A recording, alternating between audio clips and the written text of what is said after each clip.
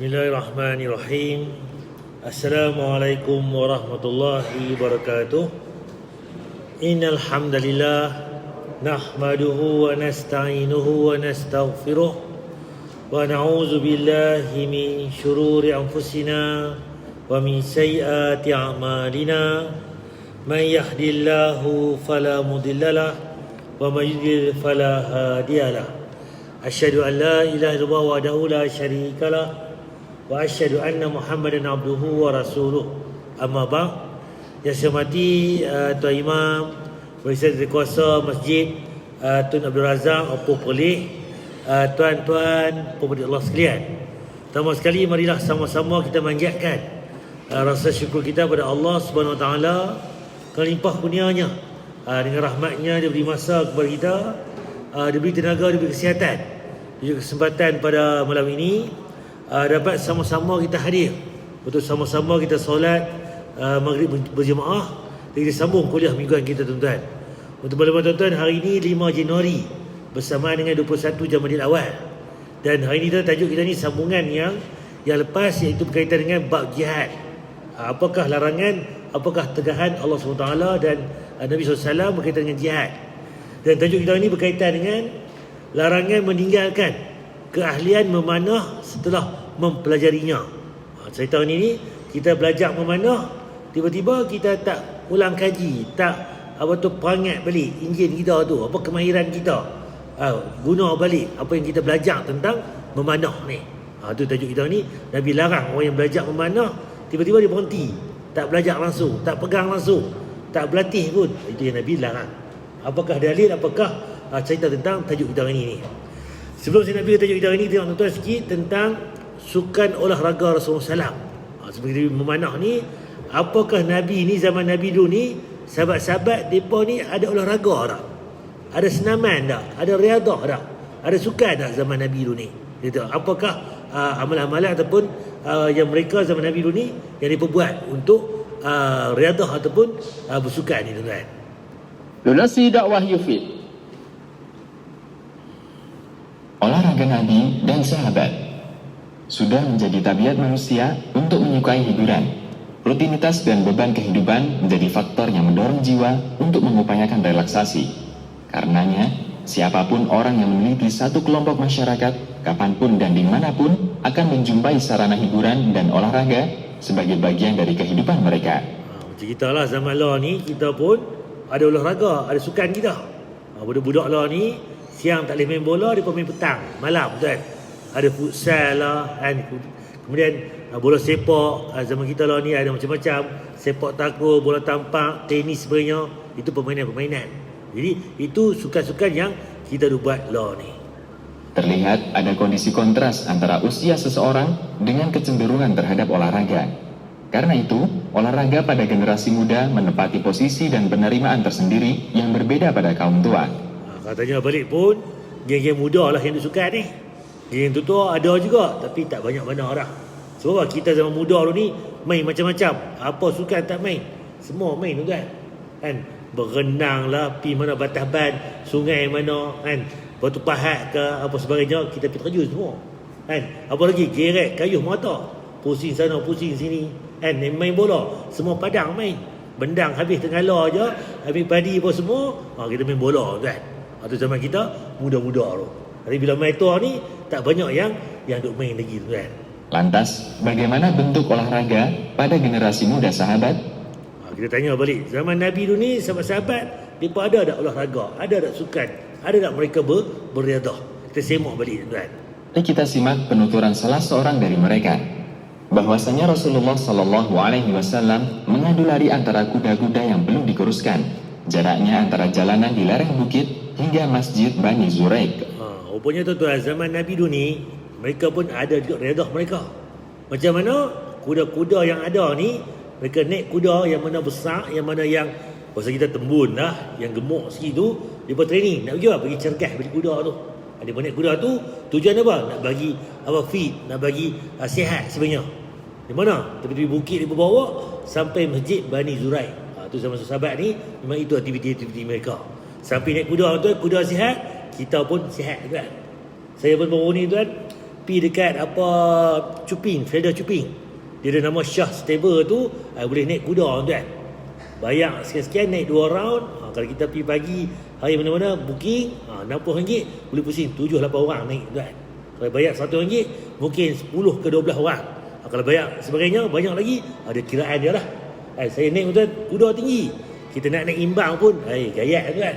Tu tara orang tarik, bukan kita naik kuda betul lagi. Sorang-sorang. Jadi perlukan stamina, kecergasan dan sebagainya tuan. Abdullah bin Umar sendiri biasa beradu lari menggunakan kuda yang belum dikuruskan tersebut. Generasi muda sahabat yang selalu rindu untuk berjihad menyadari betul bahwa persiapan dan latihan adalah sebuah keniscayaan. Jadi kita pun tahu, sebelum kita nak pergi perang ke, kita kena prepare dulu. Diri kita mantap, sihat, fit dan sebagainya, cergas. Kuda kita pun kena mantap. Ni nak pergi perang, kuda pun tak larat bawa diri, nak bawa kita pula. Panjang cerita. Jadi kena kuda tu pun cergas and fit sebagainya. Jadi latih kuda kita pun akan sihat semua tuan. Karenanya mereka mematuhi wasiat Nabi SAW yang artinya, ketahuilah bahwa kekuatan itu ada pada melempar atau anak panah. Ketahuilah bahwa kekuatan itu ada pada melempar atau anak panah. Ada satu dalil tuan-tuan yang disebut kekuatan ni dia memanah. Belajar memanah tuan, dia ada kekuatan nak tarik anak panah tu. Mata kita kena tengok aim. Kalau pakai spek mata ni payahlah sikit. Kalau tak pakai spek mata tu aim nampak terus. Spek mata ni perlukan kantar pula sebagainya. Jadi nampak kata tuan, memanah ni menguji kita, kekuatan kita tuan. Kecenderungan mereka pada olahraga Nabi juga terlihat pada kisah Salamah ketika meriwayatkan perang Dhul-Qird.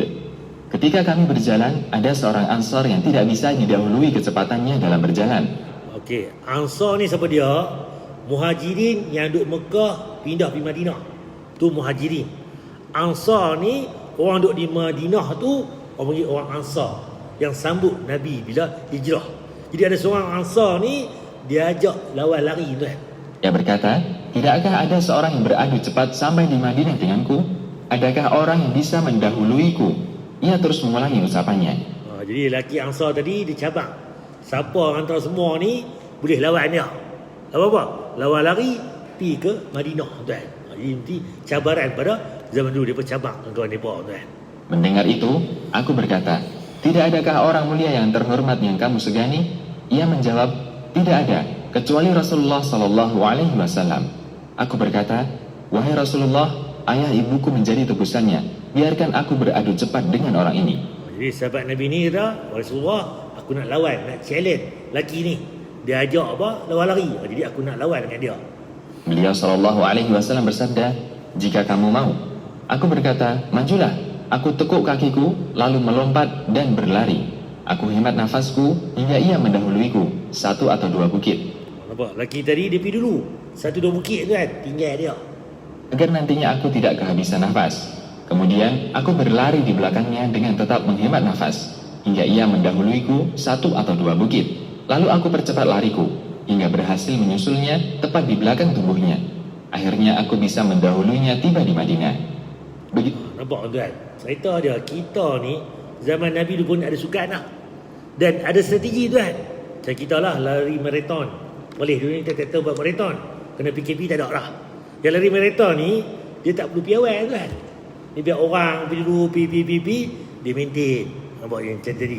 Sahabat Nabi ni dia biar kawan tadi pak 1 bukit 2 bukit. Panjang tuan, jauh kan. Dia maintain. Main dia jaga nafas dia sebenarnya. Main nanti lepas tu ada ikut apa. Ada harga nak dekat tuan, dia break away, potong tuan. Macam tu tuan. Jadi kita tuan, Islam kita pun dah lama dah strategi ni. Lawan gerek ke, lawan suka lari ke apa ke, dia perlu ada strategi tuan. Bukan main ikut kita, kekuatan kita. Dia ada dia punya cara dia, pernafasan dan sebagainya. Itulah olahraga dan program-program hiburan di kalangan generasi muda sahabat berkaitan erat dengan tujuan-tujuan luhur sekaligus menjadi aset dan bekal yang mendorong semangat dan kesungguhan. Jadi sahabat dunia apa? Dari fitness mereka, sihat badan, kuda pun kalau naik kuda tu, kuda pun sihat sebenarnya. Erat kehubungan dan sebenarnya memang dah ada dah pada zaman dahulu lagi. Bagi mereka, hiburan adalah sesuatu yang bisa mengantarkan kepada tujuan mulia. Mereka mengambil prinsip ini dari sabda Rasulullah yang artinya, tidak boleh mengambil harta dari perlombaan kecuali dalam perlombaan anak panah, binatang berkuku, dan binatang bertapak kaki. Namanya sukan ni dia macam perlawanan, tapi dalam bab berlumba, kuda, anak panah dan sebagainya ni, binatang yang berkaki dan bertapak kaki ni, itu ya boleh berlawan. Tapi dalam binatang lain tak. Sebab apa? Sukan-sukan ni dia membina diri dan sebagainya. Dan sama kita bola ni, dia pergi main futsal sebenarnya. Bagus main futsal. Kita tengok tuan-tuan, kalau main sampai 2-3 pagi, asal nak sihat. Tapi subuh pun tak boleh main, kacau kan.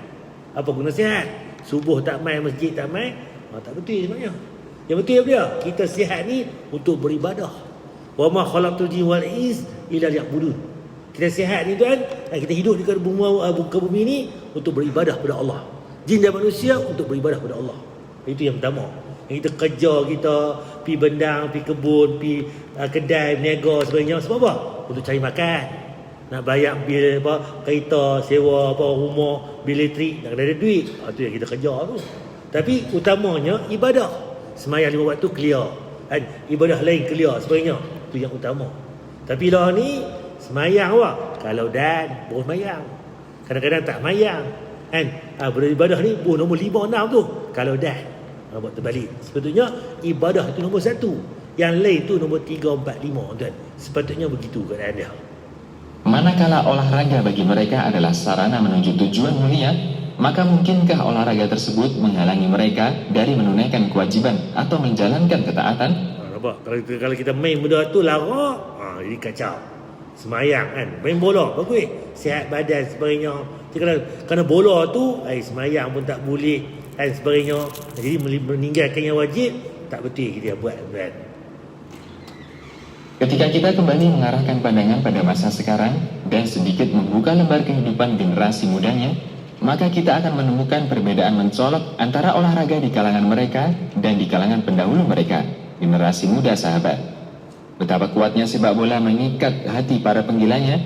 Sepak bola merampas waktu-waktu berharga mereka dengan menontonnya, menyaksikan tayangan pertandingan, membaca koran sebelum dan sesudah pertandingan, berdebat dan mendiskusikannya, bergantinya emosi antara mendukung dan mencaci, serta menumpahkan semangat untuk sesuatu yang tidak bersemangat. Bola ni kalau ikut tu bagus, sihat. Kalau kita yang main, tiba-tiba kita tak main bola pun, pergi sokong bola, apa jadi? Duk maki pemain lah sebagainya. Kalau kita main bola tak apa, sihat badan kan? Ni tak kita tengok bola, kita duk maki dia pula. Lagu tu tak go, sepak lagu tu, orang sepak lagu ni, cucuk lagu tu pula contoh, maki kan. Itu bahaya balik. Bahkan semayang pun tinggal banyak. Nampak tak betul. Tak salah tengok bola ni. Tengok pada betul kan. Jadi apa betul kita tengok balik, muhasabah balik. Yang kita buat tu betul tak apa yang Nabi suruh kan.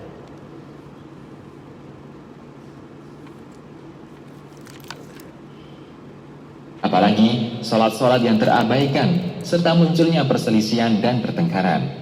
Kita juga menjadi mengerti rahasia mengapa para musuh begitu gencar mempromosikan kesibukan ini di kalangan generasi muda. Tujuannya adalah memalingkan mereka dari permasalahan-permasalahan besar. Sudah saatnya generasi muda umat mengkaji ulang biografi pendahulu mereka, yaitu salafus saleh. Jadi cerita tuan, akhir sekali tuan, apa-apa pun suka ni, mainlah apa-apa pun, tak ada masalah. Tapi pertama sekali, niat untuk sihat badan. Bila sihat badan, kita cergah, ibadah pun mudah. Boleh berjamaah sebagainya, boleh buat kebaikan, boleh buat benda-benda yang Nabi suruh. Sebenarnya tinggal benda yang dilarang tuan. Begitu tuan-tuan, yang lain lagi, ni tajuk minggu lepas, 2 minggu lepas. Sentuh ulang kaji larangan mengharapkan bertemu musuh. Ni tajuk hari tu ni, ulang kaji. Apa dia cerita tentang bila pergi perang ni tak boleh harap jumpa musuh. Macam pelik. Pasal apa pula ustaz? Dah pergi perang, memang niat nak jumpa musuh, nak lawan. Tapi Nabi larang jumpa musuh, niat jumpa musuh. Sebab apa tuan-tuan? Ni dalil dia. Iaitu daripada Abdullah bin Abi Aufa, bahawa ia menulis surat kepada Umar bin Ubaidillah ketika akan berangkat memerangi kaum Haruriyah, mengkhabarkan kepadanya bahawa Nabi SAW pada satu hari ketika bertemu dengan musuh, beliau menunggu sehingga apabila matahari telah condong, beliau bersembang, berbicara dengan sahabat-sahabat tentera ni tuan-tuan. Dia kata apa tuan-tuan? Wahai sekalian manusia, janganlah mengharap bertemu musuh. Apa Nabi pesan? Wahai sekalian manusia, jangan duk harap jumpa musuh. Awak pelik tuan, pasal apa dok pula? Kan? Kemudian Nabi sebut pula, mintalah kekuatan kepada Allah. Kalau jumpa tuan-tuan, minta kekuatan kepada Allah. Apabila kalian bertemu musuh, maka bersabarlah dan ketahuilah bahawa syurga berada di bawah naungan pedang. Nampak kata tuan-tuan, kalau kita pergi perang, betul iman nak lawan musuh. Tapi sebelum mungkin tuan, jangan minta juga musuh tu. Ni dak, main musuh 5 orang tak apa, aku kemas ni. Badan ni nampak ni. Ni silat lah, ni taekwondo lah, pedang ni 5 orang. Sebelah mata aja. Jangan tuan. Sebab apa? Kena berhati-hati. Sebab apa? Bila main lagu tu dia jadi overconfident. Dia terlampau yakin tuan, boleh akan kalah balik tuan. Kita tak tahu apa musuh ni macam mana, kekuatan dia macam mana. Dia rasa kita kemas dah, hebat dah. Ada senjata, ada nuklear, ada kapal selam macam-macam tuan. Drone nak lah ni. Tak tuan. Kena berhati-hati. Sebab apa? Itu bahaya. Apabila kalian bertemu musuh, kalau jumpa musuh betul, maka bersabarlah. Lawan betul-betul. Kalau mati tuan-tuan, syurga di bawah naungan pedang. Mati tu mati syahid tuan. Jadi kena tengok balik. Jadi cerita dia, jangan kita duk mengharap jumpa musuh. Macam mana? Duk rasa kemas, duk rasa bangga, duk rasa hebat, ujub sebagainya. Itu yang kita takut tuan. Sebab apa? Banyak tuan perang yang mana Islamnya ramai, tapi kalah tuan. Ada ketiganya Islamnya sikit, 300 orang. Lawan 1000 kita boleh menang tuan. Tapi ada kalanya kita ni banyak, 3000, depa 1000, kita pula kalah. Perang Hunain tuan, kita kalah walaupun kita ramai tuan. Jadi kena berhati-hati dengan perang ni. Okey, kita bisikkan tuan. Keutamaan memanah satu. Macam mana tentang memanah ni? Tajuk kita hari ini. Kita sikit tentang preview memanah ni. Rasulullah sallallahu alaihi wasallam bersabda, sungguh Allah akan memasukkan 3 orang ke surga karena satu panah. Pembuatnya yang ketika membuat berharap kebaikan dari Allah, pemanahnya, dan yang membawakan anak panah. Panahlah dan tungganglah kuda, tetapi memanah lebih aku sukai daripada menunggang kuda.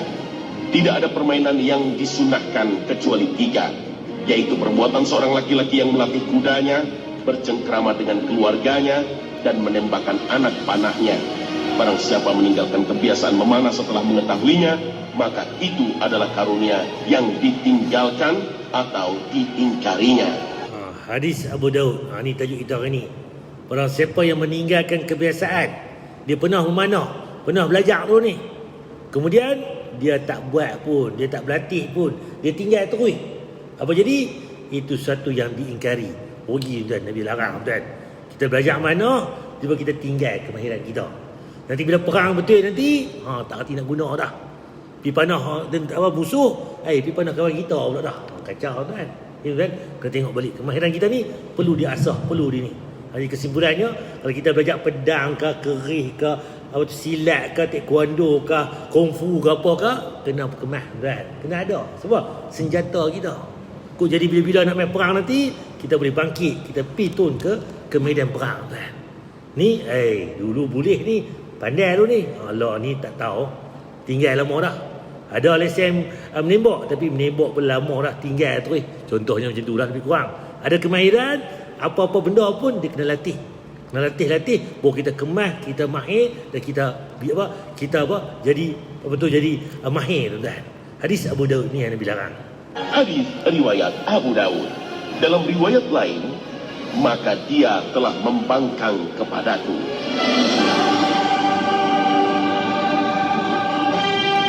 Tuan, naik kuda satu dah, dengan memanah lagi. Kemahiran yang multi kemahiran ni. Mandang tu naik kuda satu kemahiran, nak panah pula tuan. Jadi 2 kemahiran yang perlu dijilat. Kena tengok balik, kena berlatih. Okey, kita pergi tuan-tuan tajuk kita hari ni. Larangan meninggalkan keahlian memanah setelah mempelajarinya. Yang dalil yang Abu Daud tadi. Apa dalilnya? Daripada Abdul Rahman bin Shimamah, bahawa Fuqaim al-Lakhmi berkata kepada Uqbah bin Amir radhiyallahu, untuk apa engkau mundar-mandir antara 2 sasaran ini sementara engkau sudah berusia lanjut? Lagi pula hal itu sangat menyusahkan kamu. Ni aku tengok hang ni dah tua dah, apa duk pi menilau tepat panah ni, 2 panah ni kan tengok je susah. Uqbah berkata, Uqbah berkata, kalau bukan kerana perkataan aku dengar daripada mulut Nabi sendiri, nescaya aku tak lakukan. Kalau aku tak dengar Nabi kata, aku pun duduk sajalah. Tua-tua ni buat apa teruk-teruk, duduk rehat-rehat, minum kopi ke dan sebagainya, itu kan. Tapi tak, dia ni duduk berlatih mana, duduk menilau di antara 2 tempat besar sasaran panah tu. Al-Haris berkata, aku bertanya kepada Ibnu Shimamah, perkataan apa itu? apa yang Nabi kata tu. Ia menjawab, Uqbah berkata, barang siapa mahir memanah, kemudian ia meninggalkannya, dia pandai manah, dia mahir memanah, tiba-tiba dia tinggal, tak buat dah, dia tinggal terus, maka ia bukan dari golonganku. Nampak lagi teruk tuan, dia bukan daripada golonganku, golongan apa umat Islam kita ni, atau ia telah berbuat durhaka. Nampak kata tuan, pentingnya ilmu ni kena belajar. Dah belajar kena amal. Dah ada tengok apa, kita belajar dulu kemahiran apa, silat ke, taekwondo ke, apa kemahiran kita ada tuan, kena berlatih juga, kena sekala tuan. Kok main betul nanti kita boleh turun padang. Apa? Menembak ke, apa ke, memanah. Ni apa? Ni memanah ni maksudnya apa? Kita boleh protect. Orang panggil kita pergi perang, kita ada kemahiran. Pedang ke, kerih ke, apa ke, itu lebih kurang apa maksud dengan dalil ni tuan-tuan. Jadi cerita dia dah belajar, kita kena ulang kaji, kena berlatih tuan. Hadis Muslim tuan. Okey, kandungan bab. Pertama, larangan keras melupakan ilmu memanah setelah mempelajarinya. Dah belajar manah, kena ulang kaji balik. Dah lama tinggal, nak tarik pun tak larat dah, tak tahu dah sebagainya. An-Nawawi berkata dalam syarah Sahih Muslim, ini merupakan ancaman keras melupakan keahlian. Ahli ni apa? Kita mahir tadi, memanah setelah mempelajarinya. Hukumnya apa? Sangat makruh bagi yang meninggalnya tanpa uzur. Awak berhenti ni, saya mata tak nampak dah, nak panah apa dah, nampak nak berjalan pun tak larat ni, tu cerita lain lah, uzur. Ni kita kemas lagi, sihat lagi, kita kena pelatih tuan, kena ulang kaji balik. Tu ya yang Nabi suruh. Al-Munawi berkata dalam Fadhi'ul Qadir, barang siapa yang mengetahui ilmu memanah, kemudian ia meninggalkannya, belajar manah, tahu cekap sebenarnya, main-main lama-lama dia tinggal tuan, maka ia bukanlah orang yang berakhlak dengan akhlak Islam. Nampak tuan? Bukan orang yang berakhlak dengan akhlak Islam. Bukan termasuk orang yang mengamalkan sunnah Nabi, atau ia tidak ada hubungannya dengan kaum muslimin, dan tidak termasuk golongan mereka. Lebih berat tuan. Seperti Nabi kata ni, bukan daripada golongan aku. Ini bahaya tuan. Ini lebih berat daripada orang yang tidak mempelajarinya. Jadi orang tak tahu mana-mana ni tak apa. Ni dah belajar tuan, dia kena latih tu bi, kena perbarui, kena ulang kaji, kena latih balik. Kerana ia tidak termasuk dalam golongan mereka. Adapun orang ini telah masuk golongan mereka, kemudian keluar, masuk keluar balik, seolah-olah ia melecehkannya, buat tak tahu, buat lekeh, buat tak ambil bab. Jadi kena berhati-hati. Dan termasuk mengkufuri nikmat yang sangat penting. Bukan semua orang boleh manah tuan. Nak tarik, nak letak tangan getah tuan, nak pegang pun tuan. Kalau kita tuan tarik kemahiran ni, bukan semua orang ada. Tentera pun bukan semua yang boleh manah.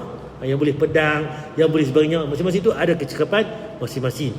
Oleh kerana itu sangat makruh hukumnya, disebabkan ancaman yang sangat keras tadi. Jadi kena berhati-hati dengan ancaman tadi.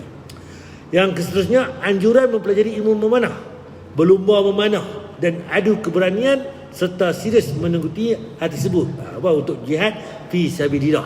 Sebab apa? Dengan panah ni tuan, kita boleh bantu tentera kita. Orang pedang lawan pedang tu, kita duduk jauh, kita boleh panah kok jauh, boleh menyebabkan apa? Membantu lebih banyak lagi musuh yang meninggal tu, yang mati. Aku mendengar Rasulullah SAW bersabda, akan dibukakan untuk kalian negeri-negeri dan Allah akan memenangkan kalian. Maka janganlah kalian merasa lemah untuk bermain dengan panah-panah. Nampak tuan? Islam tuan 2/3 dunia berkembang. Zaman Umar Al-Khattab tuan, Islam berkembang 2/3 dunia. Tapi lah ni habis, 1/3 pun hilang tuan. Ni kata Islam ni hebat, tapi lah ni pelan-pelan kurus, pelan-pelan lekeh tuan. Sebab apa? Kita sendiri yang tak bersatu tuan. Tak memahami mempelajari ilmu-ilmu yang ada ni, tak mengamalnya tuan. Itu yang kita tengok balik. Hadis Muslim. Okey, maksudnya Nabi SAW telah berjalan di hadapan sekumpulan daripada suku Aslam. Satu hari Nabi jalan, ada kaum Aslam sedang berlumba dalam menunjukkan kemahiran memanah. Dia berlumba duk manah tuan. Maka Nabi SAW pun bersabda, panahlah wahai Bani Ismail, kerana sesungguhnya nenek moyang kamu adalah ahli dalam memanah, maka panahlah. Kaum mereka ni, nenek moyang mereka mahir manah. Mereka pun duduk berlatih manah tuan. Nabi suruh ulang kaji. Berlatihlah, panahlah. Sebab apa? Nenek moyang kamu Bani Ismail pun mahir dalam memanah ni. Riwayat Bukhari. Sebab tu kena latih tuan. Yang kedua, dan sedialah untuk menentangmu mereka, musuh yang menceroboh dengan segala jenis kekuatan yang dapat kamu sediakan. Jadi kalau kita ada tuan, lawan musuh kita tu. Ketahuilah sesungguhnya kekuatan itu adalah melempar mana. Ketahuilah sesungguhnya kekuatan itu melempar mana. 3 kali. Ketahuilah sesungguhnya kekuatan itu melempar mana. Kenapa kata tuan? Bila lawan ni, yang pedang, yang lawan sebagainya, yang guna macam-macam, memanah ni hebat tuan. Dengan manah ni boleh bantu kita tentera Islam kita. Itu kemahiran yang patut kita latih, kita kuasai. Riwayat Muslim. Okey, yang kedua tuan, keutamaan memanah yang kedua. Al-Bazzar juga meriwayatkan dari Sa'ad bin Abi Waqqas bahwa Rasulullah SAW bersabda, hendaknya kalian latihan memanah, karena itu permainan yang paling bagus bagi kalian. Kena berlatih manah. Sebab apa? Manah ni mata kita tajam, tengok aim, kita boleh menganggarkan jauh tu macam mana. Kalau angin kuat mai, tak mana nak panah, pi tak mana. Sebab tu perlu latihan kan. Tenaga kita pula sebagainya. Kuat apa? Manah ni bagus untuk kita kan. Ada bentuk hadis yang menyatakan bahwa busur panah memiliki keutamaan yang sangat besar, yaitu lebih baik daripada dunia dan seisinya. Sebab apa kata busur panah tadi lebih baik dunia dan isi dunia? Kalau kita berjaya dalam perang tuan, kita boleh takbir dunia ni, alam ni. Kalau kita kalah tuan, habis kita tuan. Kita dijajah tuan. Apa kata tuan? Perlunya memanah ni. Jadi saya tak ada strategi manah, kena ada kemahiran memanah ni. Imam Bukhari meriwayatkan Rasulullah SAW bersabda, sungguh busur panah di surga. Dalam riwayat Anas, Rasul bersabda, panah salah seorang dari kalian lebih baik daripada segala yang ada di bawah matahari terbit dan terbenam. Apa maksudnya tuan? Panah salah seorang kalian ni lebih baik daripada apa? Matahari yang terbenam. Apa kata tuan? Dunia ni hebat, bagus. Kalau kita kalah tuan dalam perang, habis. Orang kafir naik, kita dijajah, habis kita tak boleh beribadah, tak boleh kita sebagainya, sulit kita. Jadi dengan panah tadi, kalau kita berjaya tuan, Islam diangkat tuan, menang dalam peperangan sebagainya. Jadi itu dalil dia, hadis Bukhari. Dengan menjelaskan bahwa memanah adalah kekuatan yang harus dipersiapkan oleh kaum muslim.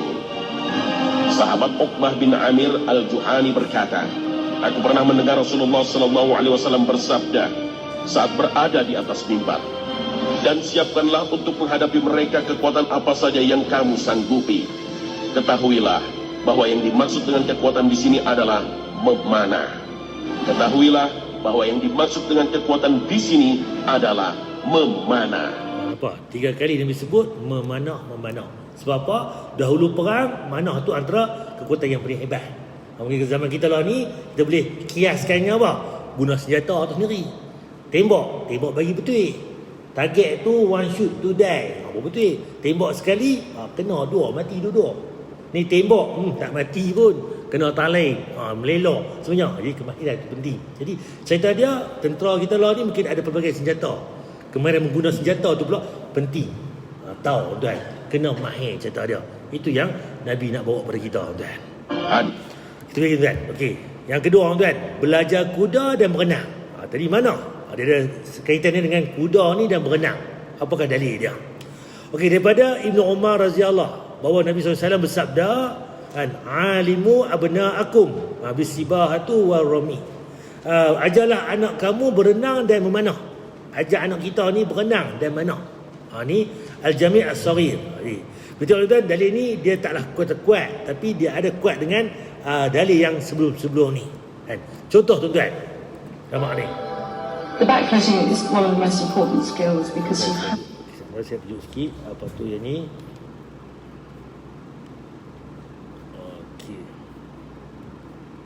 Okey, ni berenang tuan.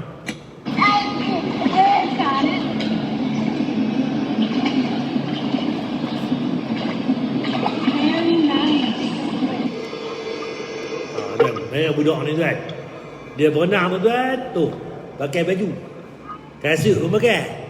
Kita ni tak pakai apa pun, mainan, tak boleh berenang tuan. Kalau bogey semua pun, kalau tak hati berenang tu, buat lagu berenang pun. Apa kata? Baju kan, kasut kan, kalau boleh berenang, dia boleh mengapak tuan. Kemarin berenang kena ada tuan. Nampak tuan? Budak ni boleh berenang. Budak-budak tuan. Macam mana dia boleh berenang?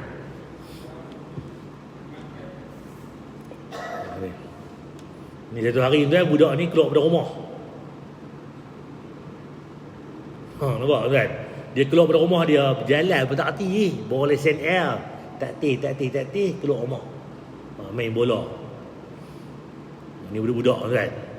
Rumah tuan tu depan dia tu kolam. Rumah orang putih ni dia ada kolam depan rumah dia. Rumah kita ada kolam, pakai harus tuan. Kan? Bola jatuh dekat kolam tu. Budak-budak nak ambil bola tu, dia terjun tuan. Dia terjun tu tuan, nampak tuan. Terjun, dia kalih kepala dia. Dia lena tuan. Si budak kita terjun, bayar mak. Habis dah tenggelam, hilang bawah tuan. Ni anak orang putih tuan. Kan? Nampak tuan? Walaupun berat tuan, dia boleh duduk relax, tidur. Kan? Tuan. Kita tuan, lagu ni, duduk lemah tu terjun pergi bawah lagi tuan. Dia bawa tuan, dia panggil mak ayah dia kot, tempik. Mai ambil adik ni, terjun lama ni. Takkan duduk dalam rumah. Kan? Ada anak tengok lah sama, takkan duduk dia. Kan? Kita kata begitu lah. Okey. Dia pergi kuat tuan. Okey, adakah budak ni dia takut ke, dia risau ke, macam mana keadaan dia tuan? Gambar ni tuan. Tuan. Okey, berapa lama kemudian tuan? Ni pak dia mai tuan. Muka kaya ke muka gelak? Gelak tuan. Kalau ayah tak ambil adik, tak apa, sejam tak apa, setengah jam tak apa, 2 jam tak apa. Adik lena dalam ayah ni. Sebab apa tuan? Dia pun dilatih belajar tuan. Kita tak ada tuan. Budak-budak kita kalau terjun aku tadi 99% pakai tenggelam lagi ada tuan. Okey. Kita pergi tuan. Satu sikit lagi okey. Okey. Jadi macam mana budak tadi boleh berenang tuan? Ni cerita dia tuan. The back crashing is one of the most important. Rupanya tuan, budak-budak boleh berenang ni, dia ada kelas tuan. Ni mak ni cerita ni. Macam mana tuan tu? Kecil-kecil dia pelatih anak ni berenang lah. Pergi kelas berenang. Tu. Ayah ni dia akan pegang anak-anak depa macam mana? Kan? Tengok ni, tu.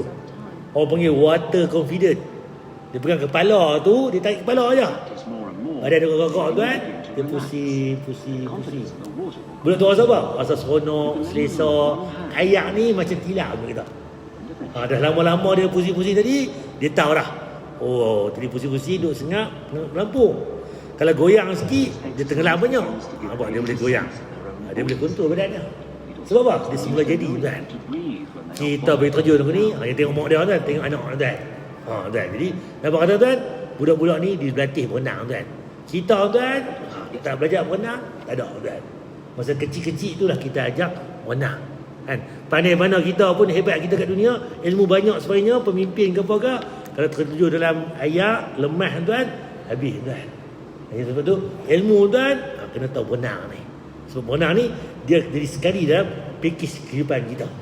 Kalau tak boleh berenang tuan, jadi leceh tuan. Jadi apa pun kita akan rasa tak selamat. Atau boleh berenang pun, tak tentu lagi. Tapi kalau boleh berenang tu, insya-Allah tuan. Itu tentang berenang. Sikit tuan. Okey. Kesimpulannya, beriadah atau bersukan amat penting dalam kehidupan kita ni. Jadi kita ni kena amalkan kehidupan yang sihat ni. Kan? Dalilnya hadis Abu Hurairah, orang mukmin yang kuat lebih baik dan lebih dikasihi oleh Allah daripada mukmin yang lemah. Kita sihat, kita fit, kita cergas, lebih Allah sayang lagi daripada orang yang lekeh, laif, do'if sebenarnya. Kita nak kita ni fit tuan. Jadi kita kena jagalah kesihatan kita. Jadi nak makan tuan, makanlah itu hak tuan. Tapi jaga kesihatan. Kalau makan banyak, kena keluar peluh banyak. Senaman sebagainya. Kan, awakak kan, minum air banyak sebagainya. Jadi kita jaga kesihatan diri kita tuan.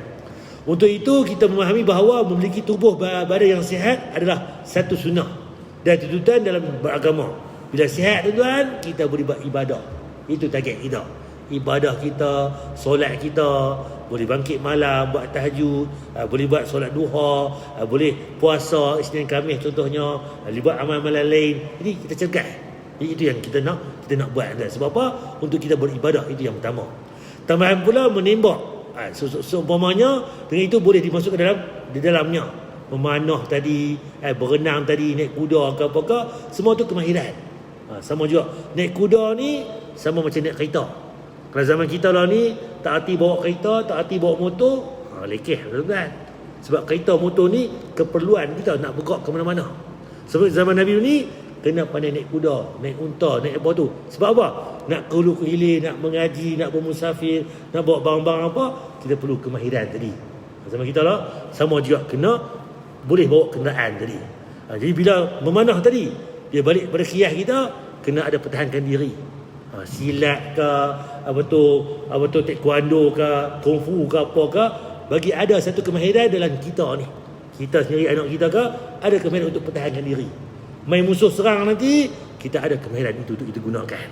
Jadi itu tentang tentang memanah tadi. Berenang tadi pun sama juga, untuk kita jaga diri kita, tuan. Pandai mana, hebat kita mana pun, kalau tak tiba berenang, kita akan jadi rugi, tuan. Lemah dan layak, tuan. Sikit tuan, last sekali. Lumba lari dengan isteri. Macam mana pula ni? Pernah kita lari dengan bini, tuan? Bila lari? Dah lama dah kan. Zaman muda-muda dulu ni. Jadi zaman Nabi, tuan, Nabi berlari tak dengan bini dia, tuan? Donasi dakwah Yufi. Yuk. Lomba lari dengan istri itu sunnah. Membangun kemesraan dalam rumah tangga sangat dianjurkan dalam Islam. Salah satunya adalah bermain dengan istri.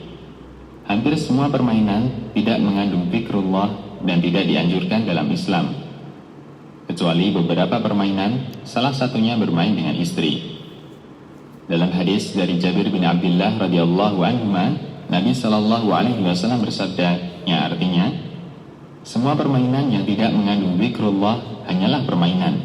Kalau permainan ni kan, apa semua permainan, bola tampak, bola baling, bola sepak ke, kalau tak ada mengandungi zikrullah ni, hanya permainan saja, peluh-peluh, tuan. Itu yang pertama. Kecuali 4 permainan, seorang suami bermain dengan istrinya, kalau kita main dengan isteri kita, itu jadi ibadah balik, tuan.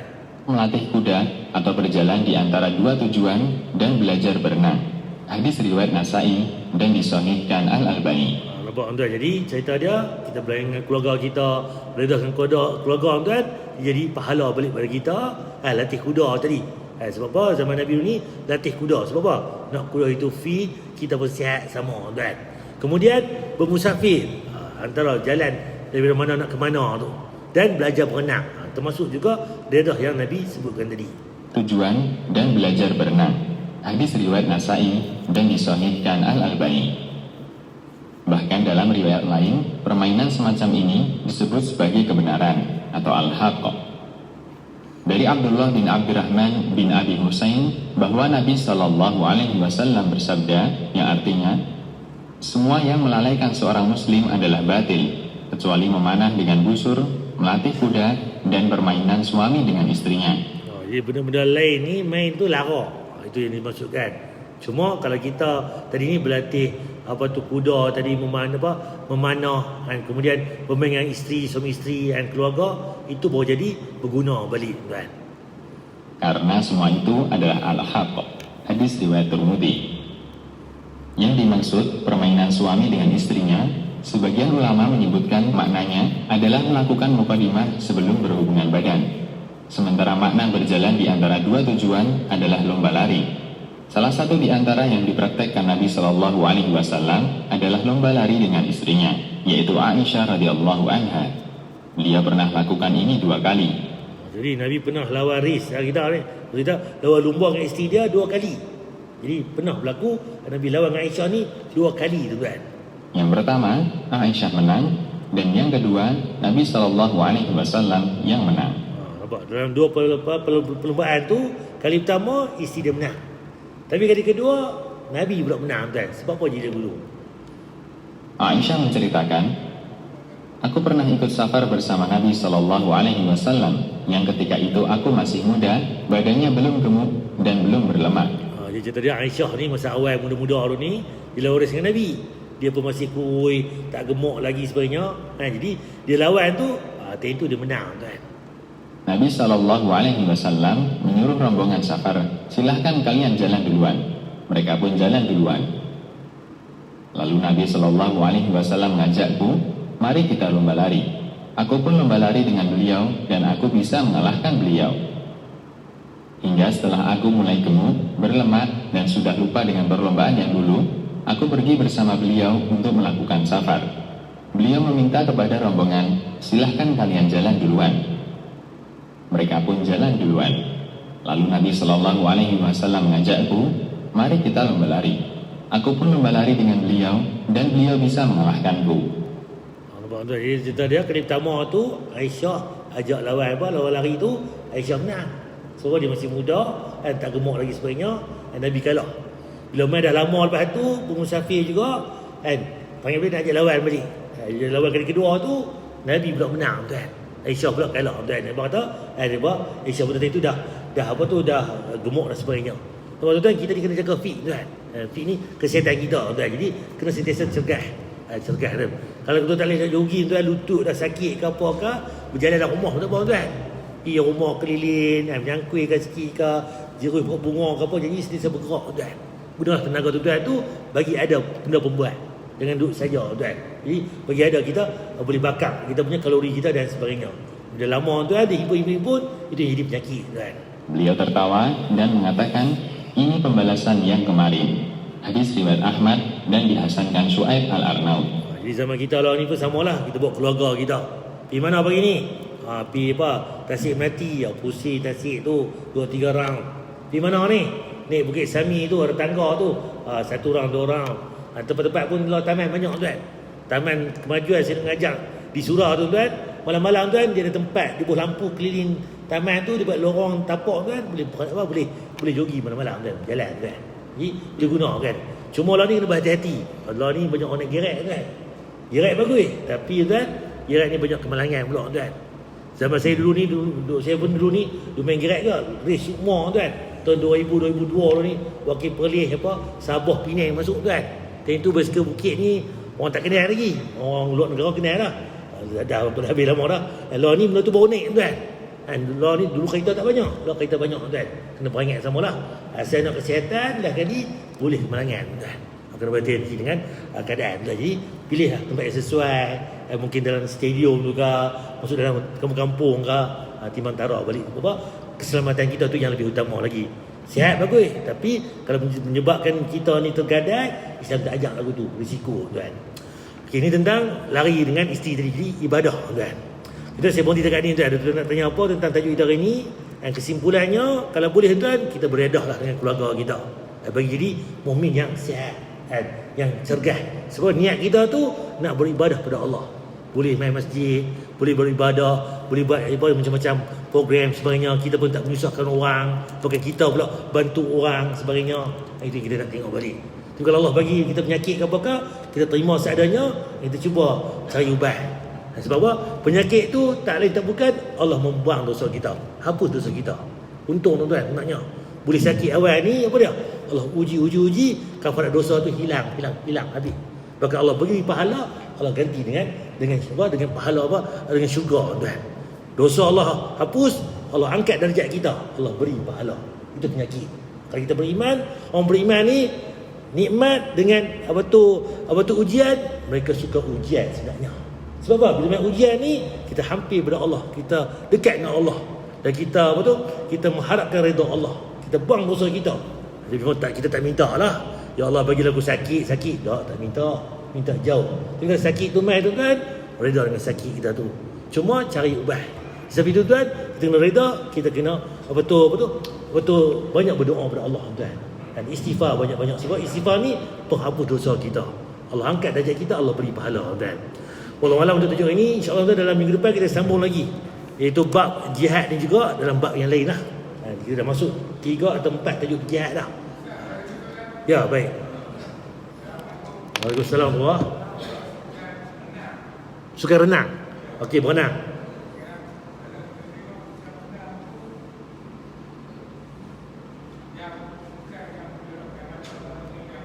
Ya, okey. Baik. Baik.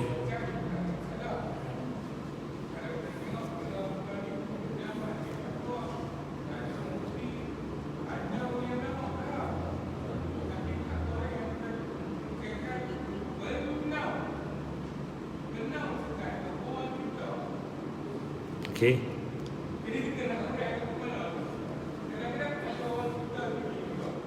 Okey, terima kasih.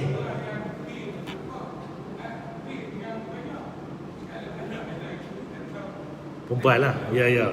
Macam mana keadaan dia? Okey, terima kasih. Bila sebut dalam bab tu, sukan ni, berenang ni, sunnah lah Nabi. Kan? Cuma lah ni kalau dia sukan ni, dia kata pakaian tu menjolok mata lah cerita dia. Kalau kita mandi kat Bukit Ayak ke apa tu, dia pakai lagu lain. Kan? Bila masuk kolam renang pun, hotel kata, kena pakai baju sukan. Baju ni, renang. Apa semua tu kan. Dan sebagainya. Jadi, cuma zaman lah ni, dia ada pula pakaian muslimah tu. Kita tengok lah. Cuma kalau masuk pertandingan berenang tu pula, memang tak ada lah. Dia memang macam luar tu. Itu dalam bab lain pula. So, kena timbang tara balik. Sebab sukan ni pula, kan. Sebab tu agama ni kena tengok balik. Sukan tu sejauh mana. Sesuai dengan kita ke tak. Cuma kata je tadi tu, penaung sebagainya tu, itu dalam isu lain pula lah. Cerita dia kalau boleh tu, dah. Jadi dia kena timbang tara lah. Itu kena tengok balik. Sebab itu hak peribadi kita sendiri yang nak jadi tu. Kalau kita boleh tuan, tapi nak ubah dalam bab tu, payahlah. Sebelum mungkin kita tinggalkan dalam tu. Bagilah geng-geng yang lain tu yang jadi pengurusan dan sebagainya. Cuma tuan kena berhati dengan agama ni, ya kan. Tengok keseluruhan tu, timbang tara balik dengan agama kita. Sesuai atau tak. Bukan kita masuk terjun dalam tu. Kita tengok agama tu sebagai tepisan kita tuan. Allah seperti dekat ni tuan, insya-Allah. Ada tuan tanya lagi apa-apa kita dengan jihad ni. Cuma jihad ni tajuk tentang belajar bermanah ni jangan tinggal tuan. Sama lah ilmu apa pun. Seperti dekat ni tuan, insya-Allah kita bersambung pula pada minggu depan. Subhanakallahumma bihamdika asyhadu an la ilaha illa anta astaghfiruka wa atubu ilaik. Assalamualaikum warahmatullahi wabarakatuh.